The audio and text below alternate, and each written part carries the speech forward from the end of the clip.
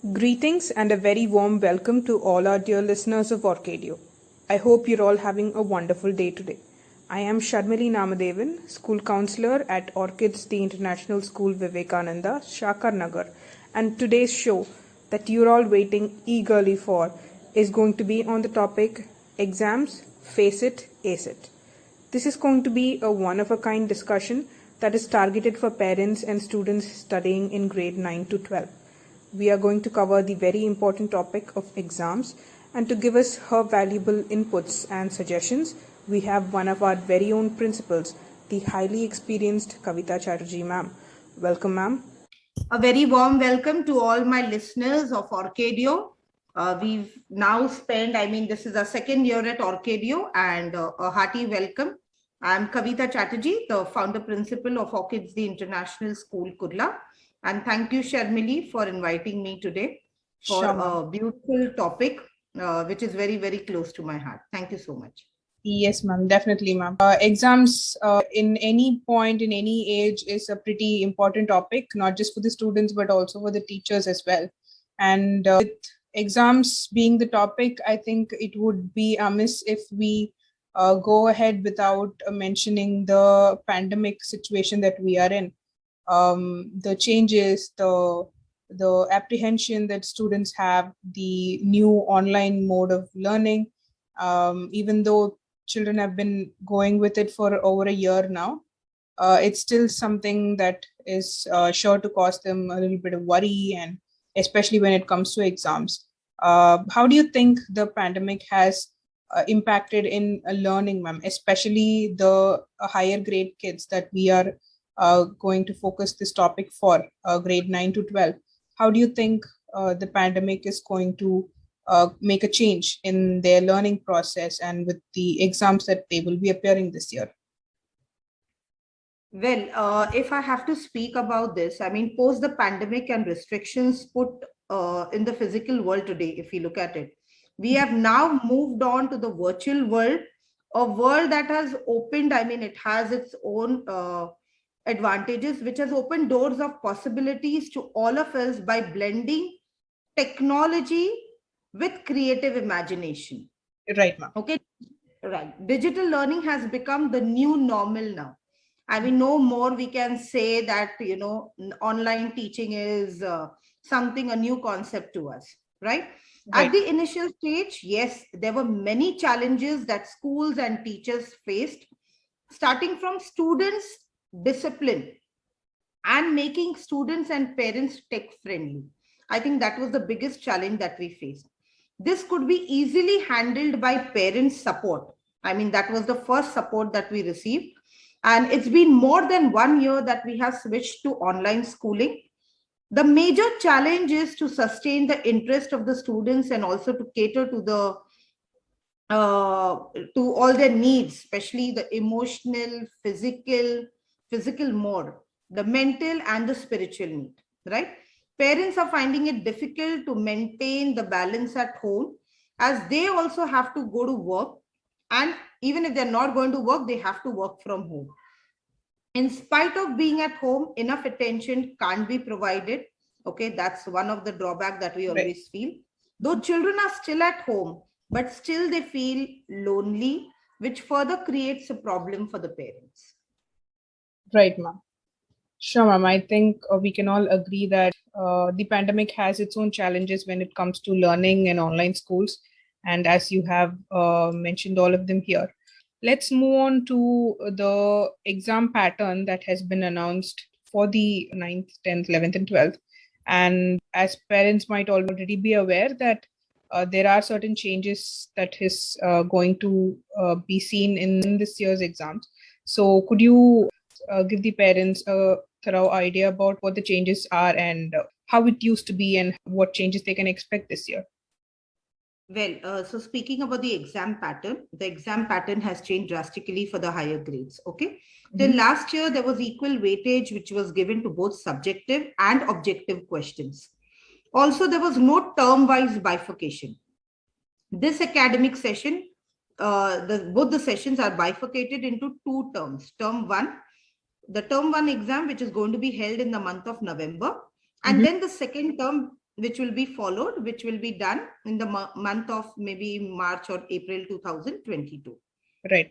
Okay, well, it is a revolutionary decision, a complete change, 360-degree change. This decision, I guess, is taken keeping in mind that the COVID impact will be there this year too. Okay, Right. till now, students have not started going back to schools in many of the cities. Though it is believed that this new formula will benefit the students and teachers both, but somehow I believe that this will also lead to anxiety among the students.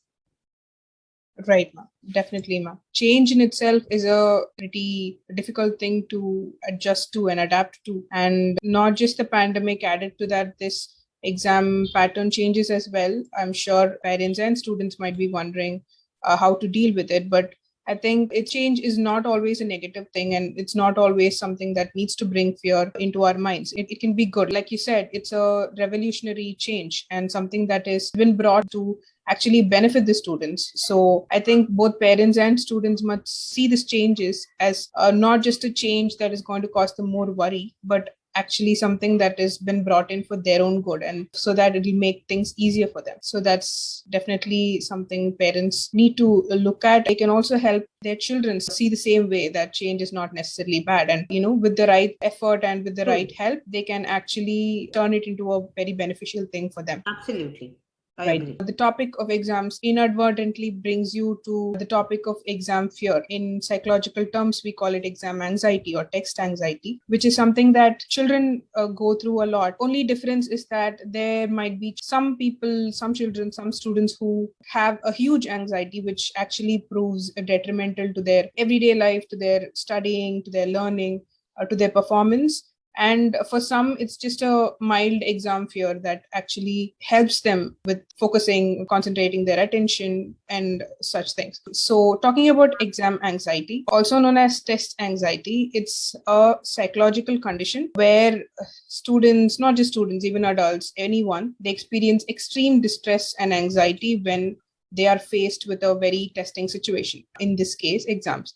So, and the degree of stress and anxiety that they go through varies a lot. It might be something very mild and to a huge point where it actually impairs their learning and affects their performance. And it can go to an extent that it can actually cause them physical ill. Like they can actually fall sick out of exam anxiety. That is what is exam anxiety. And sometimes parents might think it's just exam fear, it'll just go away, it's not something to worry about.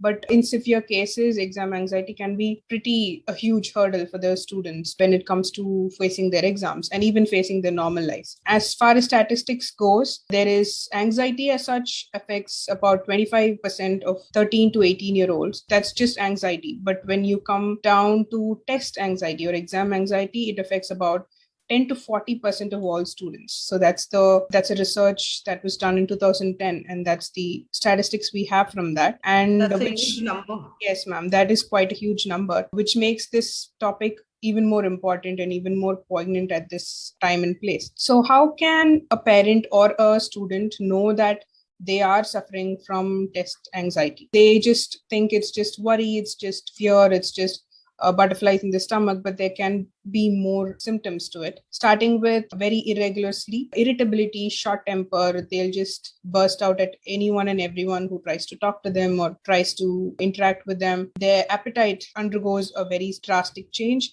Either they stop eating or they overeat. They go into comfort eating. They seek out junk and all those stuffs, and that can happen. These are some of the general symptoms, but when we come to the physical symptoms, they can be rapid heartbeat, sweating, shaking, dry mouth, fainting, nausea sometimes. Even to a more serious situation, exam anxiety can actually cause diarrhea, vomiting, that much of a physical symptom in the students. When you take the cognitive symptoms, both cognitive and behavioral symptoms, it can involve skipping classes because the fear is too much that they just don't want to face that situation anymore. So they tend to skip classes, or in severe cases, they want to drop out of school, and they try to isolate themselves. They don't want to deal with friends or family, especially their parents who they think are putting too much pressure on them. A lot of such difficulties would go, including the difficulty in concentration and memory problem and they will have a very low self-esteem that they're not able to, face even a small exam, that they're not able to score well.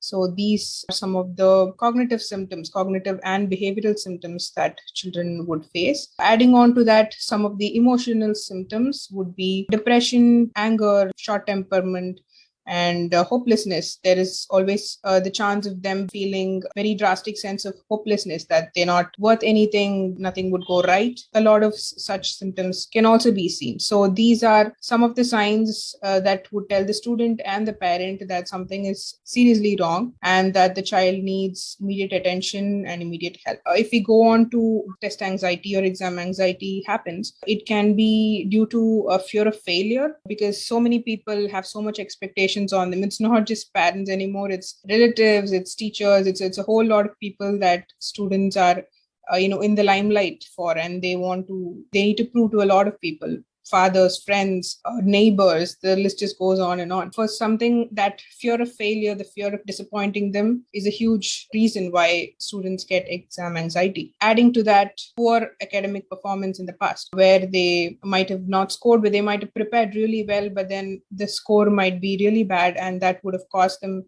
a huge loss of self-esteem and loss of self-confidence, that okay, I did prepare so well, so what went wrong? Maybe there is no point in preparing well because I'm just going to score less again.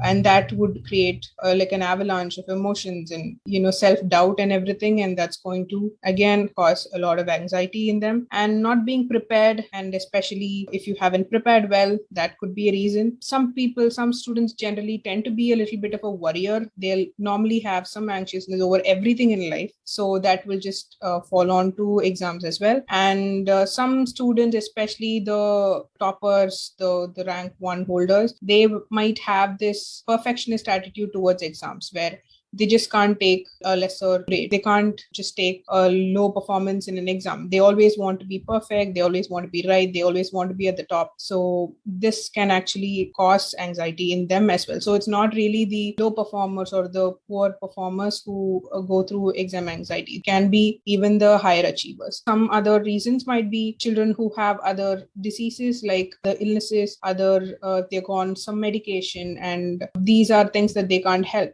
It's just it's just bad timing that they are in, and this could also be a cause for test anxiety. So that's pretty much everything, why, what, and how exam anxiety affects students. So definitely, having said so much about exam anxiety, we need to tell the students and the parents, give them suggestions on how to deal with exam anxiety if the student is going through that. So I think we'll start with you, ma'am. You must have a huge amount of experience dealing with children who have exam anxiety. So if you could tell us, in your experience, what would work and what the children should do in order to deal with exam anxiety, and how the parents can also help.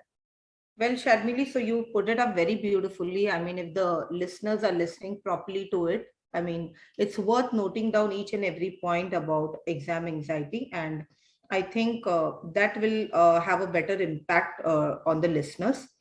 Apart from that, I mean, the tips that I would like to give the students, okay, generally, it's very important to let go of the fears, as it can lead us to various problems. Okay, Right. the fears, that all the fears you have listed it down. If they are held too long within a person, it's actually going to hamper them. You never keep anything pent up within yourself. Speak to whomever you feel comfortable with. It may be your parents, your teachers, your peers, but venting out your feelings is very, very important. That's the first tip. It's very important for the students to keep themselves calm and relaxed. I know it's not easy, but you have to make a conscious effort to do that. Now, when I say relax, the first thing that comes to the generation today, relaxation according to them, I mean, I would put it up like that. Do not think relaxation means spending time on the screen, watching videos or playing games. No, that's Right. not relaxation. Right. Relaxation in a true sense would mean, I know it's pandemic, but you can just go down for a walk, be more in the green, be in nature, play or do something which will help you to brighten up your mood. Okay, that's very important. Right. The screen, once again, I would like to tell my listeners who are my students, screen is a big no for relaxation. Okay. Today, with the easy availability of mobile phones, children spend a lot of time on the phone, and this has led to the disturbance of sleep pattern and lack of sleep. I would love my children to go out, do some exercise. You can exercise at home as well, sleep well, and eat healthy. Follow these three mantras well: Exactly. exercise, sleep well, and eat healthy. That's very, very important. Definitely. Okay. Another very most important factor is, which is missing, which we only read and, and then we forget. Always, children, they should focus only on the positive aspects rather than feeling demotivated. When you listen to, when you listen to n number of people talking, and that builds up the fear, the anxiety in you. In all Right. the situations, make a conscious effort to be positive. Okay, Very that's going to take you a long, long way. Remember that. If I have to give tips for the preparations on exam, I would say that it's very critical to have a clear mind before students start preparing for the exams. right. The first thing is to make a very effective timetable. Mm-hmm. And the timetable has to be made by the child himself. I mean, no parents or no teachers can help you in doing that. You Right. know your routine, so make your own timetable. Now, while you're planning your timetable, ensure that it should be balanced. One, giving equal weightage to relaxation and study time. I've already informed what is relaxation, so keep that in mind and make a proper, effective timetable. The second part is, most of your time goes if your books, your notebooks are not arranged and kept properly. Keep them in a place where they're easily available. Mm-hmm. Okay, because that is one of the factor which, demotivates you completely when you don't find your things in place. While studying, make notes which would be ready then for the last minute for your referral. Your own handwritten notes. And that is why we keep emphasizing on taking down notes while the teacher is talking in class. Okay. Set a very realistic goal to be achieved in a day. That's very important. Just don't build castles in the air. It's very important. Set a very realistic goal which you'll be able to achieve. Okay. Right. Also, do not overstress yourself by cramming. Focus on understanding, then on learning. Rote memory is not going to take you a long way. So whatever you read, whatever notes you make, there has to be complete focus on understanding. Also, tips and tricks may vary from every individual. Whatever I have said now, I mean, I'm not very sure whether it will work with you. You will have your own plan. So devise the plan that works for you and gives you maximum benefit. So every plan should be tailor-made as per an individual, and it should be made by the child himself or herself. Coming for the parents play a very, very important role. When parents and teachers work together, everyone wins, because ultimately our goal is that, our child has to succeed. Now, parents spend more time with children than the teachers, especially in this pandemic. Right. Okay. During exams, sometimes parents and students become alike. For example, parents need to play the role of a supporting actor all the time, no matter what the situation is. So parents, I hope you're listening to this. One important factor that the parent always needs to keep in mind: do not make comparisons. Very true. Every child Yes. is different. Please treat them as an individual and keep realistic expectations from your child. Do not worry about the results. Do not worry about what the world is going to say. It's your child who has put in the efforts. So do not keep yourself away from appreciating the efforts of your child. This appreciation will be the biggest motivating factor for the child. Definitely. Very true, ma'am. I think that's some really good tips and suggestions for the parents and as well as the students. And I'm sure a lot of the students are going to hugely benefit from that. Adding on to what you just said, ma'am, I thought I could give some learning tips for the students so that they would, if at all they don't know or haven't heard of this before, this would be a good time for them to start including this in their study methods, and it would really help them ace their exams. So, one would be to, there is a concept of overlearning that not many do. So they learn something and they say they learn a passage or they learn a essay, question and answer, and they try to learn it and then they repeat it. And they might even, in a week's time, they might even be able to write it down well in a test.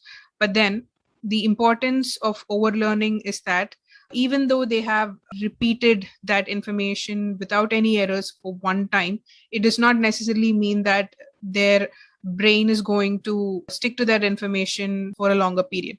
So I know this answer, so I don't have to rehearse it or revise it, is something that students sometimes tend to do, thinking, oh, I got really good marks for this question in the previous exam.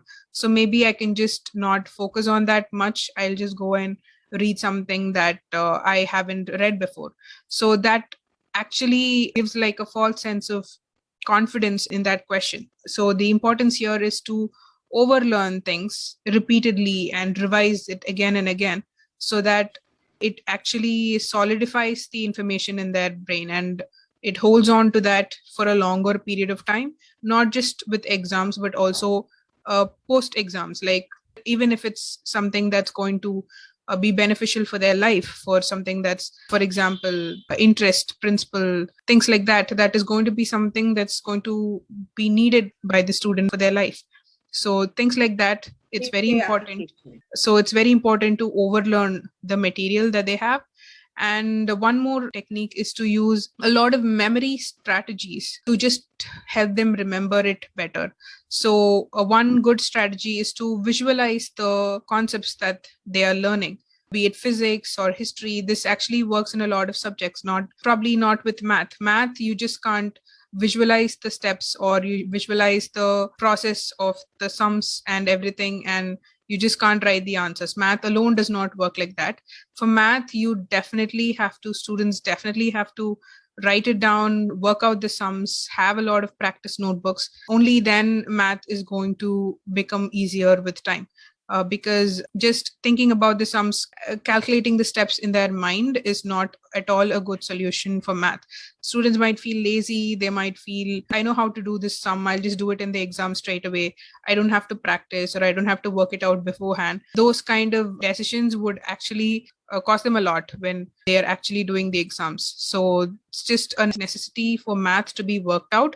The other subjects, it's necessary for them to overlearn. It's necessary for them to visualize the concepts that they are studying so that they can use a mind map. They get into, let's say it's their house, and they get into the house.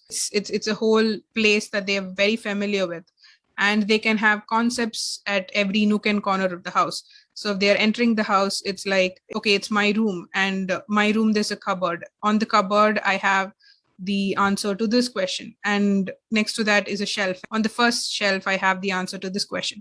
So that's a mental imagery that they can cultivate. It comes with quite a lot of practice. It's not, it might not be easy at the beginning, but with practice they can perfect this mind map, and they can actually use it to remember the answers, remember the facts, especially the numbers, years, the dates in history and things like that.